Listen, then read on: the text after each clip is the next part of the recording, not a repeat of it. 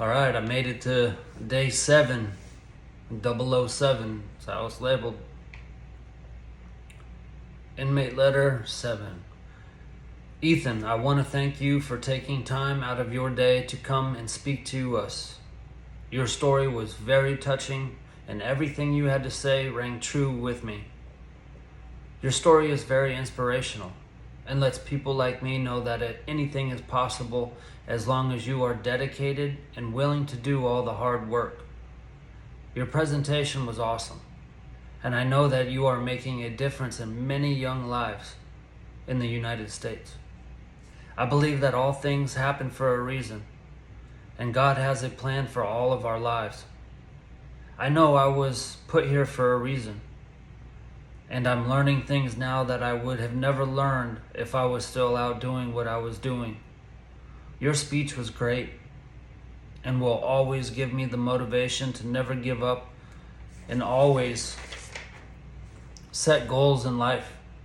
And with dedication and hard work, I will be able to succeed in anything that I do. Thanks again for coming to speak to our group. You do make a difference in many lives. Keep doing what you're doing.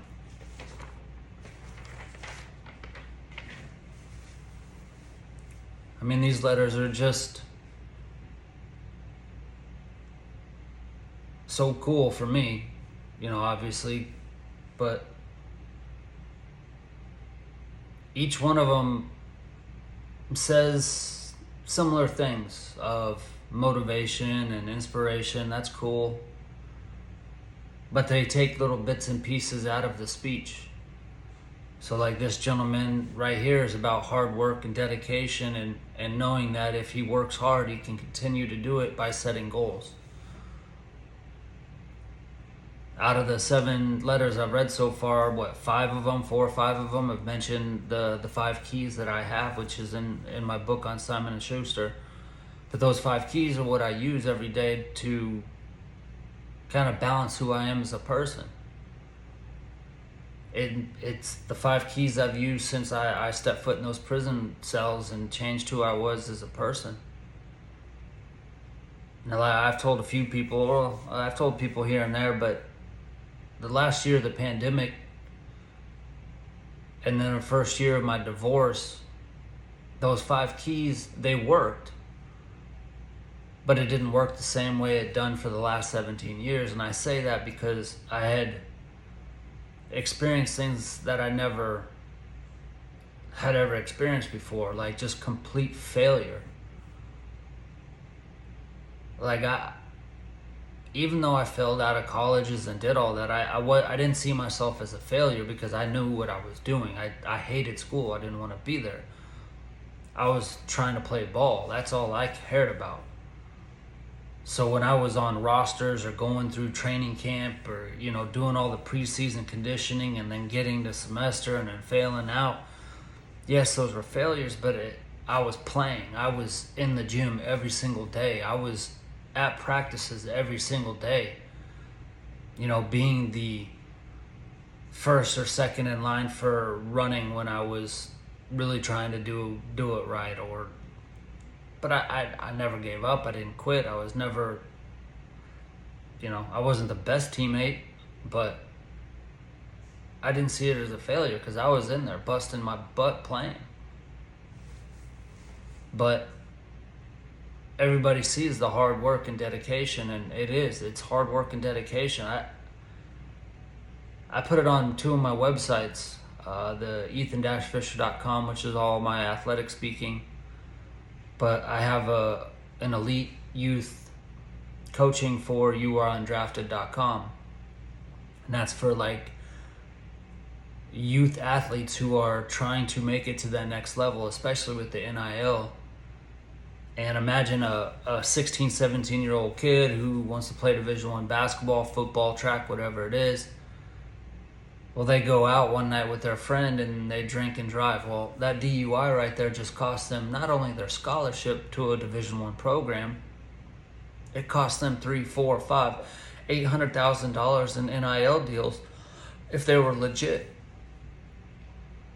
And so my coaching service is helping these students and student athletes realize, like, every single day that they're going through this, even as a junior, even as a senior in high school.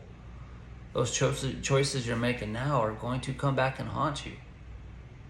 Now, I'm lucky. I saw some other podcast the other day from some NBA guy, but like, I'm so glad I didn't grow up in this generation. I tell athletes all the time, I wouldn't have got past my first school.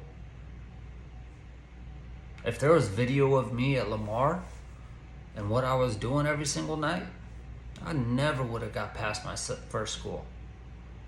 There would have been video of me doing something and I would have got caught and no coach would have touched me. And so I'm lucky that I made it in the time that I did.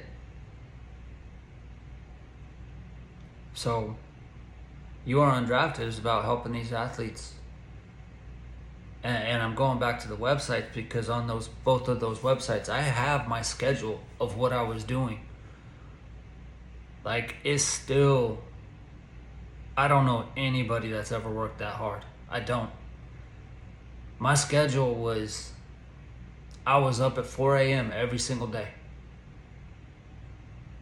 I would do homework until 6 a.m. or I would work from 4 a.m. to 6. And then I would go to practice. Now, practice started at 6, but I couldn't leave my house because I was still on inmate status. So I couldn't leave my house until 6 o'clock exactly. So I would leave at 6 o'clock in the morning. I would go to practice from 6 till 7:30, 8. I would do our workouts, do whatever. Then I'd go back home and either work for an hour or do homework for an hour. Then I'd go to class from 9 to 11. Then come home and eat lunch, take a nap. And then I would go to class, and then I'd come back for an hour, do homework or work, and then I'd go to class, and then I would do that. And then whatever events were in the evening for basketball, or, my role when the team was on the road, I had to do scorekeeping for the girls team. And then in between all that, I had to take UAs and BAs almost every single day, so I had to pedal, because I didn't have a license, I had to pedal from Johnson & Wales University, which was like 5 miles away from where my UA and BA was. I had to pedal in between class. Go downtown to Welton Street in downtown Denver, pee in a cup or blow in a breathalyzer, pedal all the way back 5 miles in between classes. And then I would do that every single day. And then eventually I found the bus, and the bus was a whole complicated system and doing all that stuff, but it took twice as long. But anyway, I had to do that every single day. And then on top of that, I would get home at 6 o'clock at night, eat dinner, and then I would start homework or work until midnight. And then I would get up the next day and do all that over again. Every single day for 7 years. Not just a year, 7 years. Now, I probably missed maybe 2 or 3 days out of that 7 years. But that's the type of dedication it took me to earn 2 bachelor's degrees, 3 minors, a master's, all that stuff, President Award winner, Entrepreneur, Student of the Year.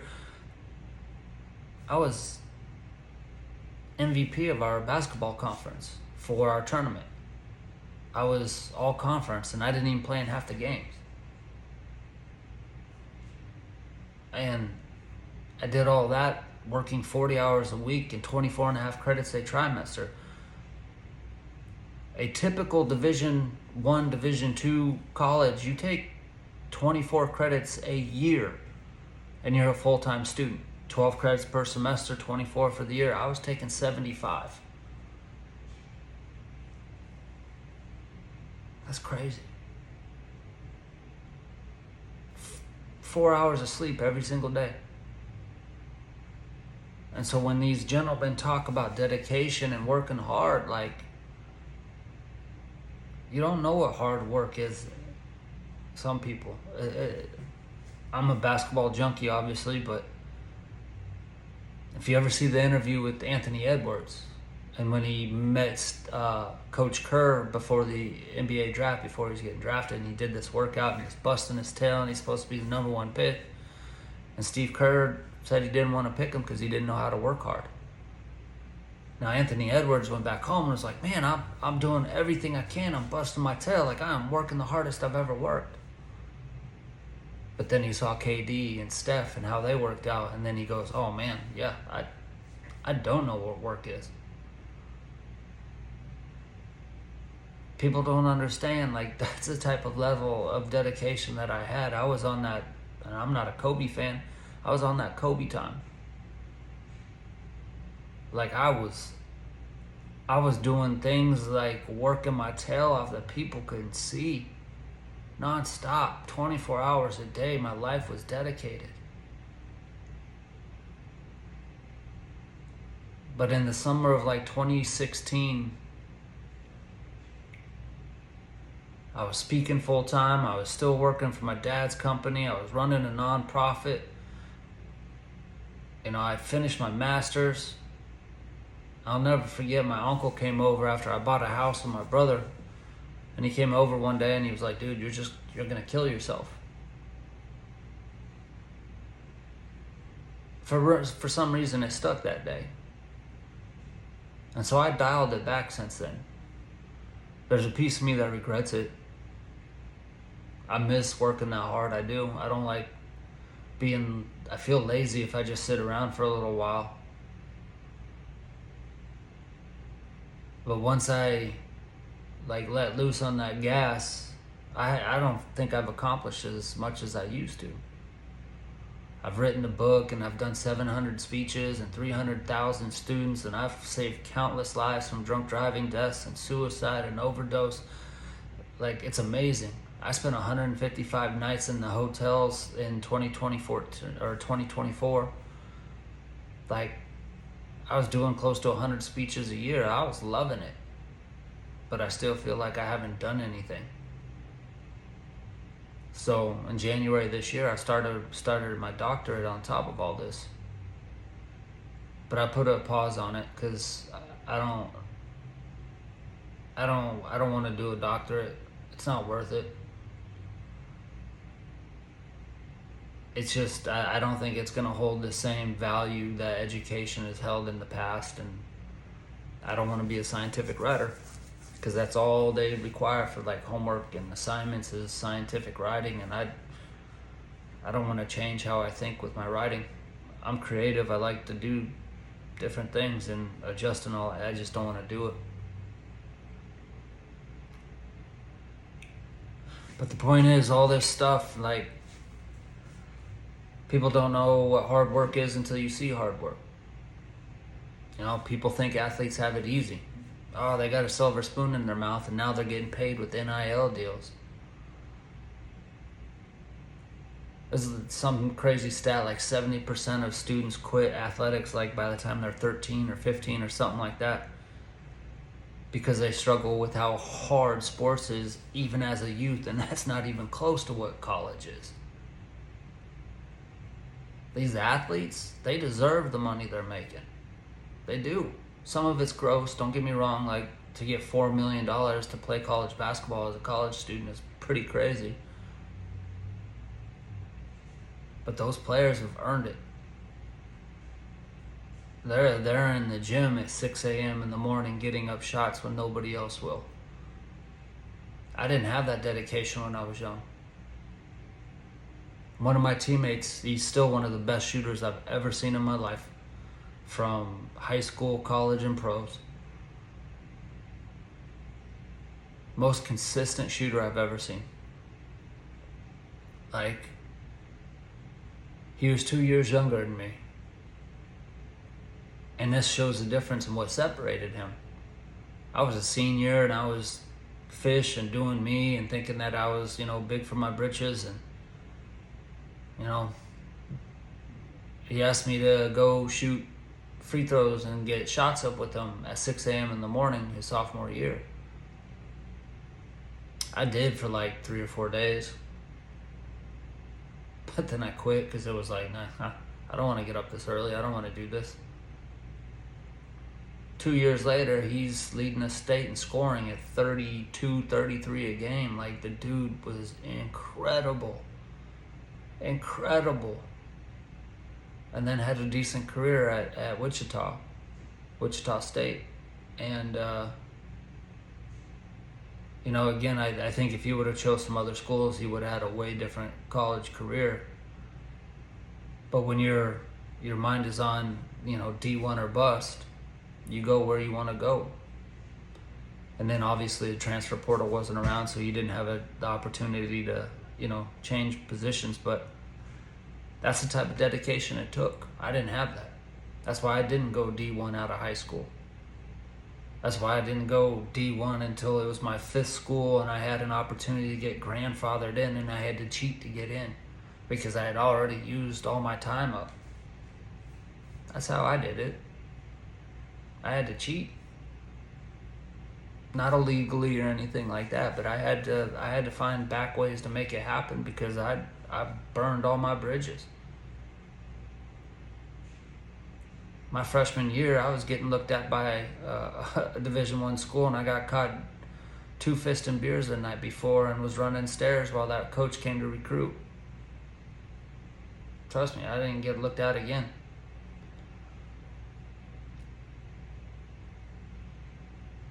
But it all comes back to hard work, dedication, and sacrifice, and I didn't do that for the first 23 years of my life. After prison until now, I have. I've dedicated my entire life to changing and being somebody different. I've made mistakes. I'm not perfect. But that's what it takes. So if you want to do anything in this life, be successful at anything, a business owner, you want to be the best manager and salesperson on the planet, you want to start a nonprofit, an organization, you want to be a writer, you want to be a movie actor, you want to be a musician, you want to be an athlete, you gotta bust your tail. You gotta outwork everybody, even the smartest people. Look, Elon Musk is a genius. That dude's sleeping on his couch in Tesla.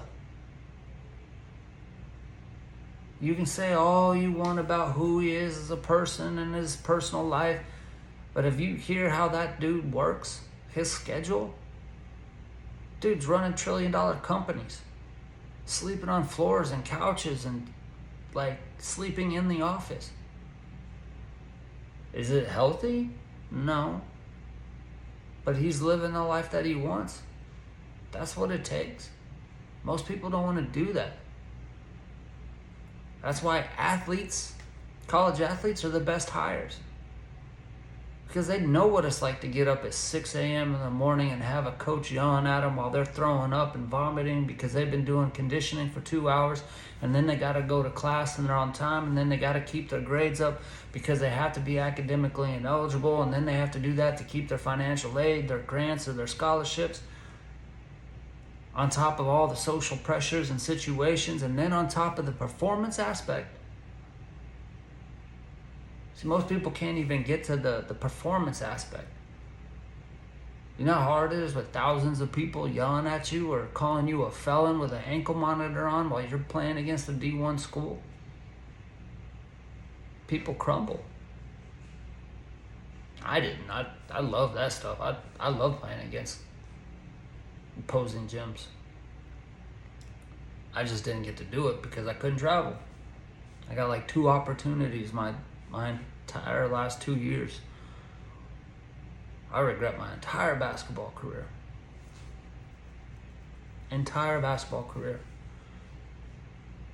If I could take the mentality I had now and go back to 8th grade and change it all, man, who knows what could have happened. I'm not saying I'd be an NBA star, but I would have had a different outcome, and that's for sure. I know I would have been playing overseas until I was in my mid-30s, barring injury. Played with a lot of dudes who played overseas for a long time, and I would have had fun. But it all comes down to work. Who's going to outwork the next person? That's what undrafted's all about. It's not just for sports. How many of you are willing to work so hard that you're going to move up that draft board? Whether it's working at a social media company or working at an auto dealership or working at a landscaping company. What are you going to do to outwork that competition to get that job promotion? To become the CEO or to become that boss. Everybody's on draft boards. Why do you think people go to Harvard and Ivy League schools? Because it puts you in the category where the top companies want to hire you because they know who you are. Because you're smart, you're dedicated. Now, there's some nepotism involved and money involved, but that's with everything. So what are you going to do? How hard are you going to work? What are you going to do to justify you getting that paycheck versus somebody else? Now what are you going to do when it's AI? We're not smarter than AI. I know I'm not. Now I can do things AI can't. But for all those jobs that require it, or gonna replace it, what are you gonna do now? This is a calling to everybody, not just me. Like, what are you gonna do now? Is there gonna be universal basic income? Because there's so much productivity. I mean, are you gonna depend on corporations to contribute to that? Depend on the government paying your salary, paying your life? I don't know. All I know is I have my dream. I have my vision of where I'm supposed to go. I'm working hard towards it. Could I work harder? Yeah. I've lost a little bit of that, like, mojo I used to have, but I've just been beaten down the last couple of years. Like, these last 6 years since the pandemic have been honestly the worst 6 years of my life. These 6 years have been harder than prison, harder than making it through university and 2 bachelor degrees and 24-hour credits, and like, none of that was as hard as what I faced the last 6 years. Not even close. So these last 6 years, even though I kept my head up and treaded water, had some really good years, had some really bad years.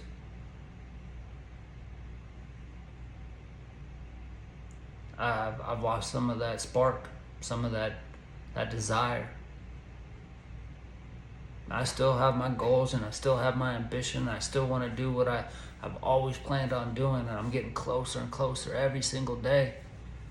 I've been planting seeds, thousands and thousands and thousands of seeds for the last 6 years. Constant. Every day.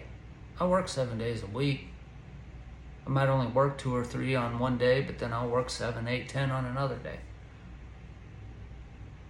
But it's constant, all day, every day. Everything is about what am I trying to do to better my business, better my organization. How am I going to get this speech? How am I going to do this workshop? How am I going to create this? I built all my websites by myself using AI. Like, I taught myself how to do all that.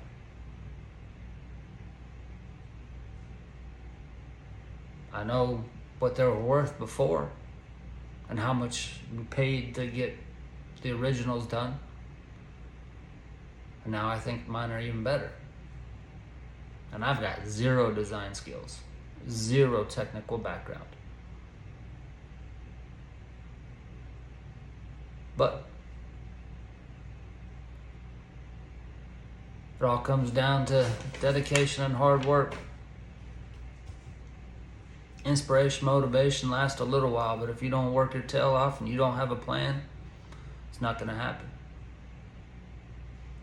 Oh, I've got a plan. Like, these are people talk about my goal boards. I got all my goal boards. Well, I hope you didn't record some of that, but those are my goal boards that I see every day.